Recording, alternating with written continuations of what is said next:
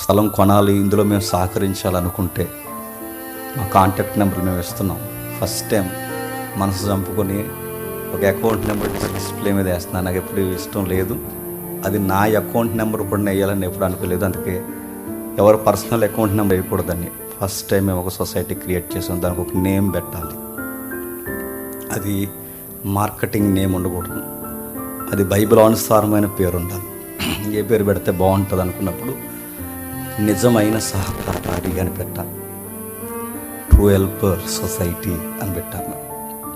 నిజమైన సహకారి, ఈ నిజమైన ఎవరైతే ఈ పరిచర్యలో సహకరిస్తారో ఈ సహకారిని మేము గుర్తుండకపోవచ్చేమో కానీ, మేము గుర్తుపెట్టుకోలేకపోవచ్చేమో కానీ, నిజమైన సహకారులు పేర్లు ఎక్కడ రాసుకుంటాడట?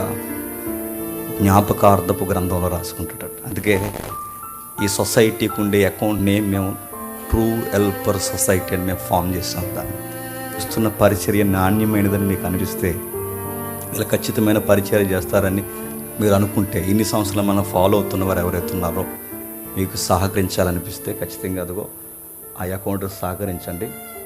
సొసైటీ నేమ్ రాస్తాం, అకౌంట్ నెంబర్ రాస్తాం, ఐఎఫ్ఎస్సి కోడ్ ఇచ్చాం, రాజమండ్రి బ్రాంచ్ ఇచ్చాం, దాని కాంటాక్ట్ నెంబర్ ఇచ్చాం, దాని యొక్క క్యూఆర్ కోడ్ కూడా మేము ఇచ్చాం, టైటిల్ కూడా మేము పెట్టాం. ఇది కేవలం మందిర నిర్మాణం కొరకు.